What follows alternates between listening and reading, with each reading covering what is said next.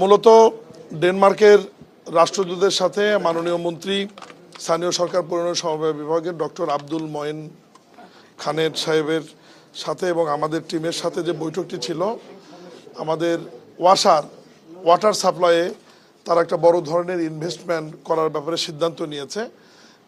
আপনারা জানেন যে ঢাকা শহরে প্রত্যেক দিন পানির চাহিদা হচ্ছে 3,25,00,000 লিটার। এর মধ্যে ওয়াসা আপনার ভূগর্ভস্থ থেকে এবং সারফেস ওয়াটার উপরিভাগ থেকে আমরা পানি সরবরাহ করে থাকি 2,95,00,000 থেকে 3,05,00,000 পর্যন্ত। আমাদের কিছু শর্টেজ থেকে যায় আর কি প্রত্যেক দিন। তো এই শর্টেজকে মাথায় রেখে এবং আগামী দিনগুলোতে ঢাকার জনসংখ্যা বৃদ্ধির নিউ রিফ্রেশিং টেস্টে চিয়ার আপের নিউ রিফ্রেশিং টেস্ট এতটাই বেটার যে মন বলে চিয়ার আপ।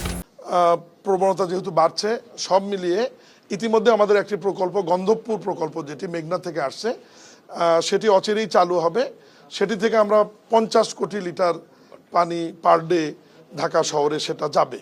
আর আজকে যে প্রজেক্টটি নিয়ে ডেনমার্কের রাষ্ট্রদূত আমাদেরকে সহযোগিতা করবেন সরকার, সেটি হচ্ছে টোটাল 16,000 কোটি টাকার একটা প্রজেক্ট, সাইদাবাদ প্রজেক্ট। এটা মেঘনা থেকে আমরা পানি ট্রিটমেন্ট প্ল্যান্ট করে সরাসরি ঢাকা ওয়াসার মাধ্যমে ঢাকা শহরে নিয়ে আসব।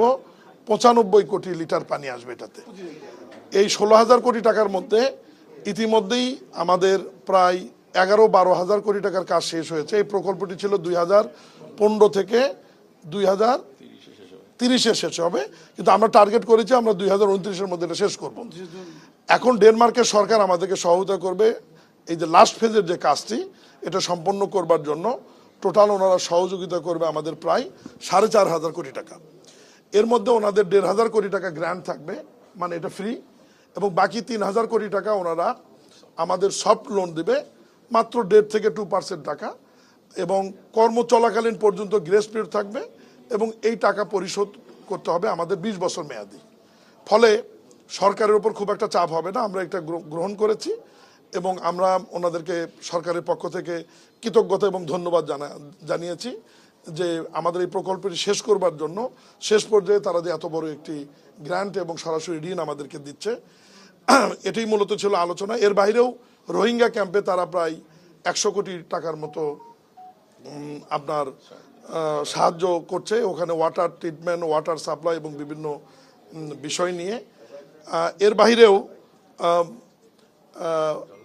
আমাদের রিনিউয়েবল এনার্জি নিয়ে ওনাদের সাথে কথা হয়েছে।